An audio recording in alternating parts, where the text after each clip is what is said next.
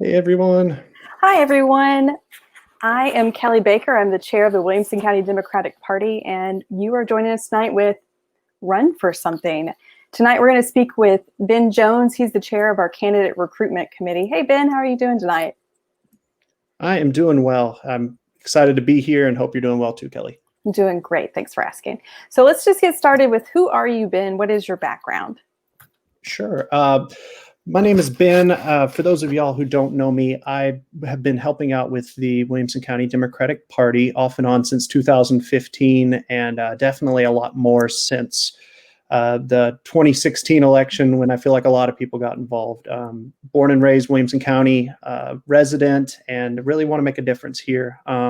I worked on Justin Canute's race in 2018 for the 7th Congressional, helped out on a lot more local races as well, and then was the campaign manager for Kieran Shrapata in his recent congressional race. So been really excited about working on local races, considering it seems like that's where a lot of the progress needs to be made, especially as we see in Georgia. So excited to be here. Yeah, I'm excited you're with us tonight. I've always kind of thought of you as Mr. Tennessee 7, even though you're not the candidate, you're always the man behind, or the woman, I guess, if there's a woman running, but you're the person behind the candidate, which is great. So you know those 19 counties really well. So can you tell us a little bit about what the Candidate Recruitment Committee is, what it does? Absolutely. It's a great question. We do a little bit of everything, but the main things that we do are we keep track of upcoming elections and deadlines. There are several elections going on every year, especially on the local level. So we're keeping track of those deadlines, making sure that we know what's coming up. We identify potential candidates for local office. In this upcoming year, we have several that we'll speak about, several elections coming up. Well, we talk to our different allied groups, and we make sure that we have qualified candidates for every office from dog catcher to president. So we do that.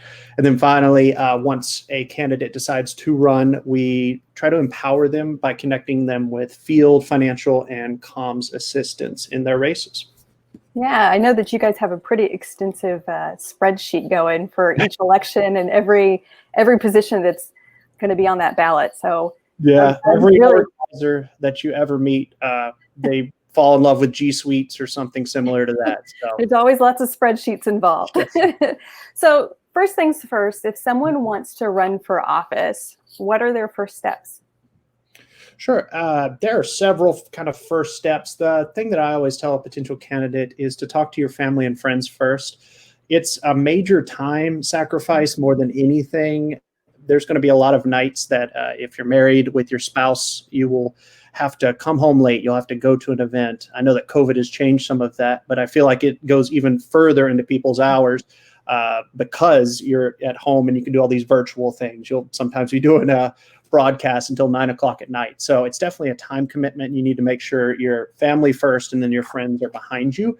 It's also a financial sacrifice. Sometimes it's not as large as your time sacrifice. And if you have a strong network, it's not as big a financial sacrifice, but there will be times that, if you're trying to hold down a job, that something comes up and you have to balance these things. So making sure you run it through your network and make sure that it's good with your family and friends. After that, I would say an important thing, and I know you can speak on this as well, is to go to a meeting of the office that you're seeking, especially these local races. If you're running to be a alderman or alderwoman, go to a meeting and start to hear the issues that are being discussed.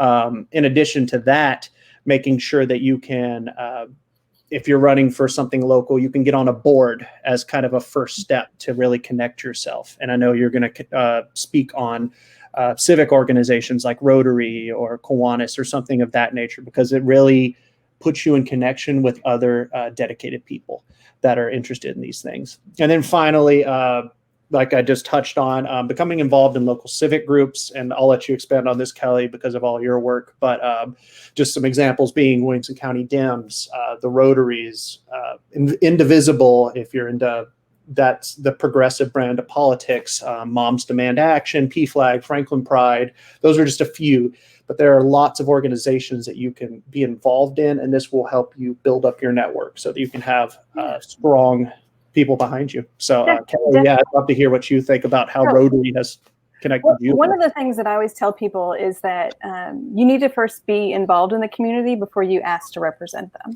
And lots of reasons why. I mean, obviously, you want to make sure people know who you are, because they're wanting, if you're going to ask them to put their trust and faith in you, they need to know who you are. But also you need to know what your community needs. So not only going to things like, city meetings, city council meetings, but also going and getting involved in those civic organizations, volunteering your time in places, so that way you have a better understanding of what life is like outside of your circle, because there's many circles and many different people that exist in a community, and you're going to represent all of those people. And so you want to have sort of your finger on the pulse of what's going on.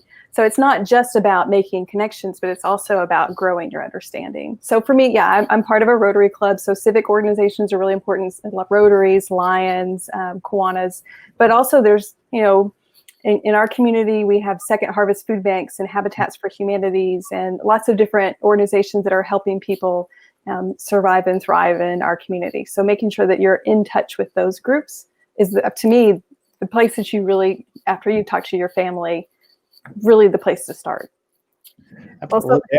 I would say too that I've heard so many times from civic leaders and even voters, when you go and you knock on their door, if it's the first time you've talked to them, they don't know to trust you necessarily. They're who are you? Why are you here? Versus if I've heard you in the community, you've got that door in. Right. So, yeah. Good to have that name recognition and that trust built up first. I think that really shows where a servant's heart is. Yeah. So, well, moving on to the next question, which I think is probably one of the first questions that really comes to mind, is how much money do I need to run? That is crucial. Everything in politics can be kind of boiled down into certain resources, and money is one of the most important outside of time and just having a strong message. Depending on the race you run for, you're going to require different amounts of fundraising. Now, I'll preface this by saying I'm not a professional fundraiser. I've just worked on campaigns, so I've seen a lot of these. If you wanted to run for something federal, such as like U.S. Senate, you're going to need $3 to $4 million to even have a shot at a race in a state like this. U.S. House, another federal race. You can run a race, a successful race for as low as $250,000, but you're getting closer to $1 million if you're trying to get out certain mailers and make sure that you're touching certain voters, making sure you have a strong digital game. TN Senate, we usually say it can be anywhere from $50,000 to $300,000 to run like a really strong race. You can do all of this with $5 and a dedicated volunteer group, but just as far as like realistically trying to win these races, TN House, anywhere from $25,000 to $100,000. And then finally, the thing that we're going to speak the most about tonight, these local elections, you don't need a ton of money. And it's going to sound like a lot during a pandemic, but if you can raise anywhere from $3,000 to $25,000, you can win a race. We're talking about races where you might win with 700 or 800 votes. So all you're trying to do is raise enough money that you can reach out to these voters, both in person, safely, as well as digitally, through other types of media as well. So you can do this, and that number can be reached by just very close friends network if you've been working hard at it. So I was going to say the network is very important here, because that way you don't have to dip as much into those financial resources we were talking about earlier. Seed money is important though. Yeah. So think about those very close family members that can max out. It's a term meaning give as much as they're allowed to, which that number depends on your race. But if, let's pretend the example is $1,600, because I know that's for state races. If you have two parents that can give $1,600, you're already $3,200 to your goal. I know that's not an easy thing to talk about right now, but everybody knows a friend that may have done well, and they want to make themselves known. They may not have a lot of time, but they've got a little bit of money. But yeah, I like to think of it sort of, I used to work in a startup, so I think of it very similarly as you would a startup. I mean, if you think of yourself as a budding politician and public servant, that is a startup, venture in your life. And those people who would be your seed money to help you get started in your business are the same people that would be the seed money to get you started in your political path. So kind of that same mindset. And then, thinking about local elections, if you've invested your time and money into getting involved in the community ahead of getting involved in a race, that sort of pays off as you decide to make that entrance into the political life. So think of those investments as the early investments and the seed money into your race. Absolutely. Looks like we have a question. How do I decide what race or office is the best place to run for? We might answer that a little bit later, but I think this early on, it has to do with what's most interesting to you. Yeah, that's right there.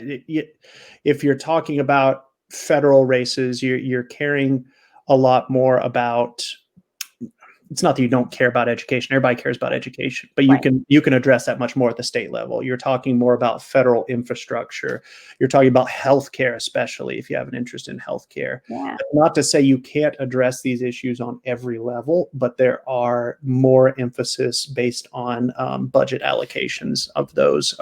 Kelly, I'd love for you to talk about some of these.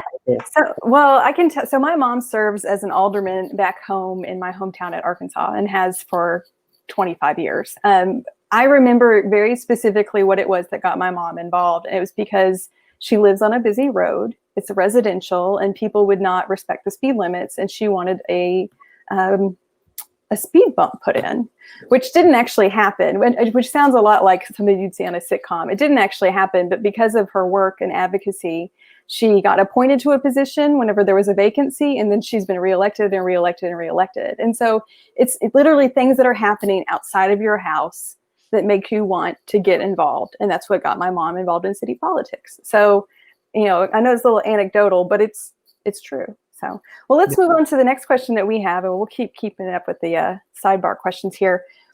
Are there laws about who can run for office? Yeah, it depends on the office.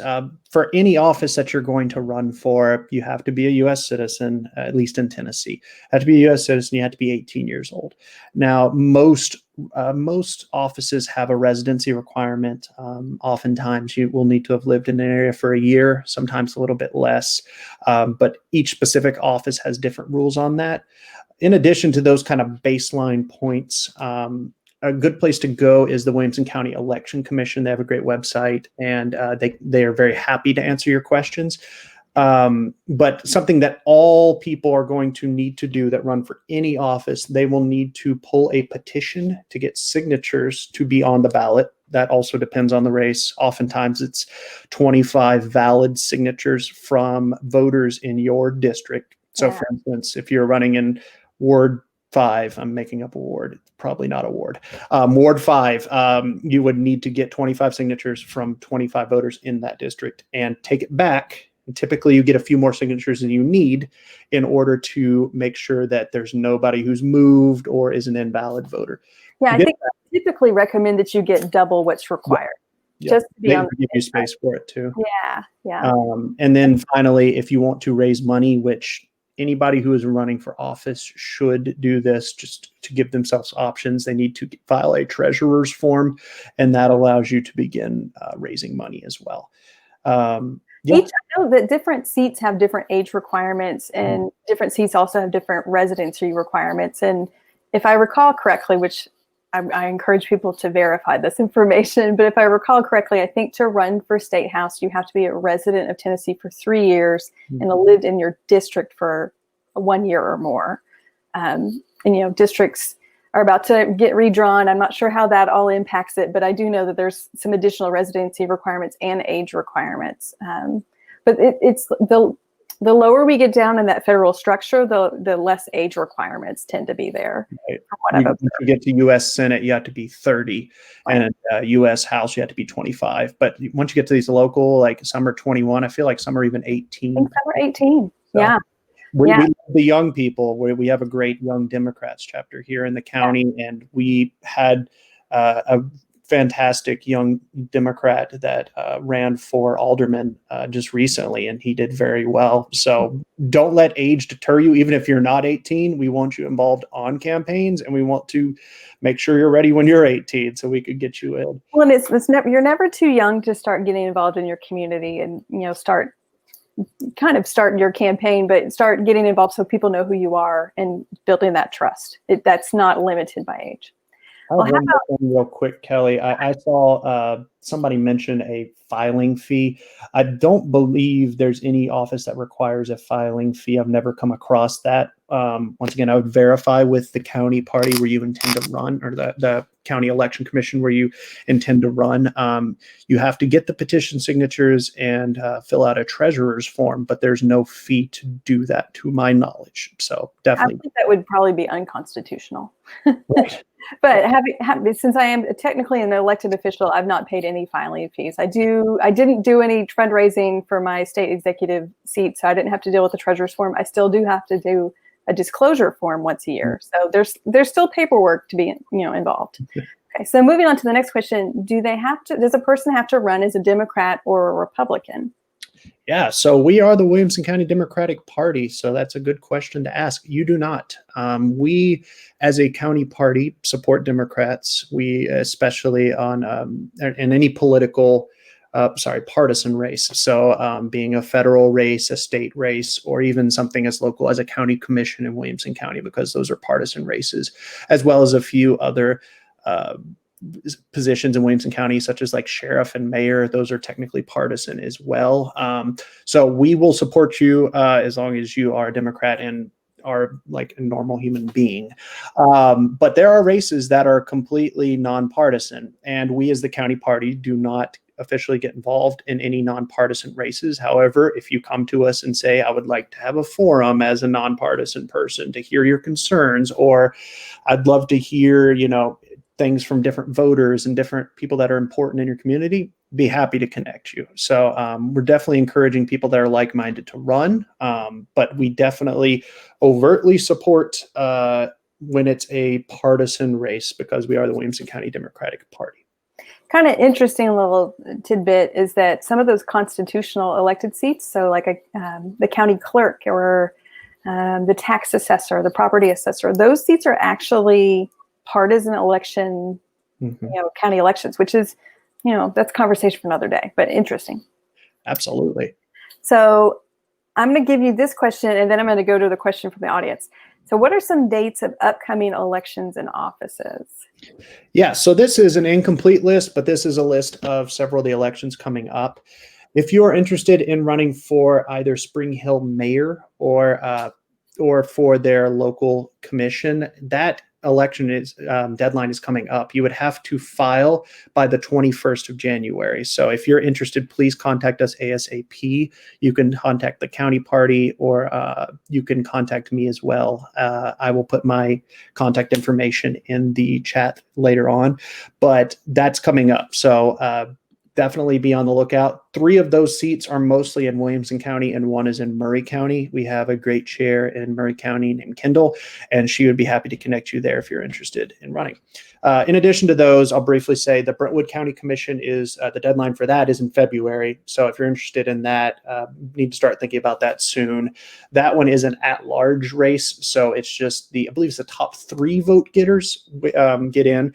And so if there's only 3 people running, they all get in. But if there's 20 people running, the top 3 get in. So if you're considering that race, it's coming up as well. And I would say the largest one in Williamson County this year is the Franklin City Council, the aldermen and alderwomen seats that are district. So it is A, B, C, and D. It's Ward 1, 2, 3, 4. Yeah, sorry, I mix up the terms a little bit. But yeah, that's coming up, and that deadline is in July. And then other than those, there are other things that we're looking forward to next year while we're laying the groundwork for these races, specifically county commissioner. That is partisan, and that is the deadline for that's early next year in February. Tennessee House and Senate in Williamson County will be up next year, which you'll need to work on that before April of next year. And then finally, your races such as U.S. Congress, some various county offices, and school board. So, yeah. It's a busy, 22 is a really busy year, but we can't overlook all the excitement of 21. So, well, what do these offices do? And I know you've tasked me with explaining these local level ones because, as I stated, it is my jam. So the local level ones are the policy-making bodies for both the county and municipalities. And depending on the charter, they have different names. So sometimes they're city commissions. In Franklin, it's the Board of Mayor and Aldermen. Some places call them city councils. They're all a little bit different names, just depending on how the charter is made, which is filed with the state. And typically, most operate with sort of a committee structure, which means that the committees are made up of elected officials or appointed people or a mixture of both. And examples of those committees can include things like Education Committee, Public Works Committee, zoning committees. And those committees make a lot of the decisions or recommendations that go before those governing bodies. And from there, they make the decisions that apply to the municipality or the county. So there's a lot of sitting in meetings, and there's a lot of getting to know just what's going on with the day-to-day activities of the local government. Can you tell us a little more about state and federal? Yeah, and this is coming from someone who's worked on campaigns that doesn't necessarily communicate on a daily basis with state legislators and federal representatives. But the state races, you typically work from January to late April and May doing legislative work. And then from that point forward, you are working on constituent services, campaigning for the fall, things of that nature. So you are paid. There are lists on the TN House of Representatives and Senate website per the amount of pay that you earn. Typically, it is a public servant type position. And then obviously, once you get into federal, it is much more of a time commitment. It is full time. You will need to be going back and forth to Washington, usually for several weeks on and then several weeks off when you're in Washington legislating and when you're getting back dealing with constituent services. Yeah, that's a good point. So with your local stuff, most of the time, those are part-time jobs. I mean, to my knowledge, everybody gets paid a little bit, but nobody does it for the money. Somebody like a mayor is going to be more of a full-time. And then the state legislature, it's full-time, but only part of the year. So technically it's part-time, but what is it, January through about April or May, it's a full-time job, and then they don't work the second half of the year. And then, federal level, like you said, is a full-time job. Yeah. So Kendall down in Murray County, speaking of Kendall, wants to know what's fun about running for office. Even if you lose, are there any benefits to putting yourself out there? Yeah, it's definitely, if you're not successful, it could feel like that next day you wake up and you're like, oh my gosh, what did I do? But I will say, of all the candidates I've worked for, very few have straight up regretted running for office. It's a great way to, first of all, if you are interested in running for office again, just having your name on the ballot guarantees that a lot of voters get to meet you. The other thing, and this is what I feel like the most tangible benefit is, by building the brand, especially in the partisan races of the Democratic Party, we continue to get data on who are the people that we can persuade in the future and where are the areas we need to do better. There's been a lot of talk about Georgia and all the fantastic work that Fair Fight and Stacey Abrams and everybody has done. And I've heard a lot of mentioning of who's going to be our Stacey Abrams in Tennessee. There's only one Stacey Abrams, but there are a lot of great people. I know Equity Alliance has been mentioned. There's a ton of great people that are working. But it started by, in Georgia, them putting a lot of emphasis on these local races. So it's very important to do this. So it can be fun meeting people and getting your name out there and just being able to excite people with your ideas for change. But it's also just the importance of building the brand and making sure that we can connect to people more in the future. Yeah, for sure. I know that as the party, we can do a lot to build the structure and create, the volunteer lists and and work to unite people who already identify as Democrats, but it's really the candidates that have those one-on-one conversations that really wins people's hearts. And I know that we kind of chuckle sometimes when we talk about winning over hearts, but it's true. It's through one-on-one conversations that we understand what the needs are of the people in the area, and we really, I don't know if I've got quite the words for it. We really just sort of unite us all towards a mission of pushing progress forward to create equity and equality across our state and our county. Yeah. So I know for me as a chair of the local party, I'm always so grateful for every person who's willing to step up and put themselves out there, because I know that they're doing that out of a genuine place of service. And that's huge. And I know also from just talking to Democrats that you end up meeting all these amazing people who share your values, and it's such a heartwarming experience. And I know every candidate that I've talked to has walked away and said, meeting people and having conversations was the absolute best part of running. So I know that you've done that many times, Ben, just as a campaign manager. I can see why folks really do love their work. Well, yeah, and I would say that candidates, I know that we always thank them, but they are just truly some of the biggest warriors out there. It's a job that it's all the time, and most people have to work at the same time. So anytime that you meet a former candidate, thank them for what they did, no matter how much you think they did or what they could have done better. Still thank them for their effort. Yeah, we stand on the shoulders of giants. Mm-hmm. Well, how does someone get on the ballot? Yeah, so we touched on this a little bit earlier, but signatures are always required for what you're running for from valid voters in your district, oftentimes about 25, sometimes more. That can be something if you're running for a partisan race that we help with. If you say, hey, I don't know a ton of people that live in this district, we have tools that are provided to us from the DNC that can identify potential voters. We have email lists, things of that nature. If you are running as a Democrat and we support you, we will absolutely help you get on the ballot. If you are running in a nonpartisan race, we as the county party can't help you, but if you share a lot of our values, our individuals can help you and would be happy to sign that petition. The other thing being that we touched on as well is the treasurer form.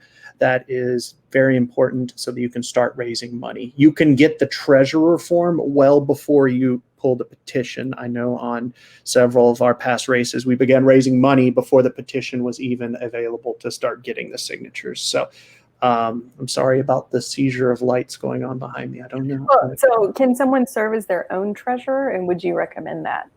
They can, and I've worked on races where somebody has been their own treasurer and races where they are not. Typically, when you think of a treasurer, it does not have to be an accountant or a mathematician. It's somebody that's name is on on every one of your financial disclosures and oftentimes on your campaign literature. So you should think about someone that has a well-known is just well known in the community, and that way you can find someone and be like, oh, I don't know who Ben Jones is, but Kelly Baker, she's in my Rotary and she is his treasurer. I want to make sure that these sorts of things happen. So basically, it's somebody who's not only helping you get your filings in on time, but they're also endorsing you on every piece of literature.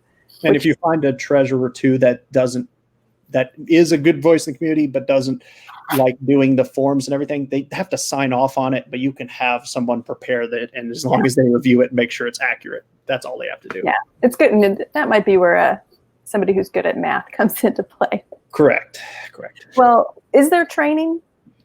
Yes, there is training. We obviously will support Democratic candidates with as many trainings as possible. This is going to be a recording that's going to be available on our website, as well as obviously on Facebook and a few other locations. We have lots of resources that we've been collecting. Kelly has been really great about keeping all of this information in the drive. We have a great data team that makes sure that we have all of this. Anything that you have issues that you are interested in learning more about, be it fundraising, be it volunteer management, anything, communications work, we probably already have some resources on it, and we have smart people that would be willing to help. If you're nonpartisan, once again, if we share your values as individuals, we'd be happy to help you. But there are trainings on everything, so don't feel like you have to be a PhD. I'm making fun of my last candidate, Kieran. He's working on his PhD, and Kelly. I mean, like, there's a lot of very smart people, but you could be anybody and win. Right. Well, and there's lots of training programs out there that we could help get people connected to. Some that are, I know that one that comes to mind is Emerge, which is for progressive women who are running for office. I know there's also programs out there for members of the LGBTQ community who want to run for office. So lots of opportunities to get connected with other training programs too. So especially the earlier you decide that you want to run, the more opportunity you have to do a bunch of programs. I know the DNC has several too out of their training programs. So lots of ways to get some assistance, so that way you don't feel like you're kind of going into it blind. So, well, final question, unless we have any additional ones pop up from the audience. Does the party provide resources and money beyond training? Yes, we are here for y'all. I hope y'all take this away from this, especially, sound like a broken record, on the partisan races. We had 3 excellent state house candidates this past cycle, and we were able to give them financial resources as well as training resources, volunteers. We have some great people that reach out to the Williamson County Democratic Party and say, how can I be involved? And with that, we connect them and say, hey, here are your 3 great candidates. Here, like, let's start getting you on a text bank. Let's see if we can get you writing postcards or knocking doors. These are all resources we can provide, we can give, and we usually do because we realize how much these candidates do for our brand. So for nonpartisan races, we as a county party will not officially give you money, more than likely, but we will be able to connect you with like-minded people if you share our values. We'd be happy to do so. If you come speak at one of our events, it's guaranteed that if you share our values, many people will line up to volunteer. That's one great thing about the county party, is that we do retain who's volunteered for us throughout the years. So that way, each year we've built that list up, and whenever somebody says, "Hey, I want to run," we can say, "Here's a list of our volunteers," or we can email our volunteer list and say, Ben Jones is running and he needs your help. So, well, any final thoughts as we wrap up our run for something? Yeah, I would say the last thing, and this is just something to leave with people because I know how I feel, and I've heard this from several people. There's a feeling in Tennessee that we're years away and that it seems like we put forth a lot of effort, and a lot of times it doesn't come back to us in the way that we would like. Obviously, we saw Georgia, and we see that the South is open to change. I know that it's going to take a lot of work, but I saw several races this cycle, nonpartisan specifically races, where we got people that have a lot of progressive values and a lot of people that we share getting elected in red or purple areas. And it shows me that if we continue to work hard on our branding and making sure that we reach out and show that we care about people, we can win. And getting into these local offices are very important. And that's ultimately the roadmap we have to turning our state into another Georgia. So just everybody have heart. We're gonna get this done. Well, and sometimes you just got to keep on pushing forward, right? So it's Rome wasn't built in a day, but at the same time, you just got to step out and see what you can accomplish. And as you pointed out, you're going to have fun doing it along the way. So I would encourage anybody who wants to run to reach out to the party, reach out to Ben, reach out to myself, reach out to somebody, and we'll get you started in the right direction. We won't say, hey, you reached out, so therefore you have to do it. You have to make the decision on timing and what's right for you and your family at this time. But we will get you the resources to get started. Absolutely. All right, Ben. Well, thanks for speaking tonight, and look forward to be able to talk with you some more about how to get involved and get running. So yeah, and Kelly, what do we have on Thursday? On Thursday, we are having a legislative update with our new legislation committee chair, Jen Foley, former candidate Jen Foley, and she's speaking with Representative Bob Freeman out of Nashville, just talking about what's coming up this year in this general session, the session with the General Assembly, what bills we can celebrate from last year, hopefully some bills to look forward to this year, and then also knowing that there's going to be quite a few bad bills and what we can do to take action regarding those. Perfect. Well, we will put our contact information in the comments of this, as well as you can just message our page if you have any concerns or interest in running for office, where we'd love to hear all of it. But that's all that I have. Thank you so much for moderating, Kelly, and for all that you do. You guys have a good evening.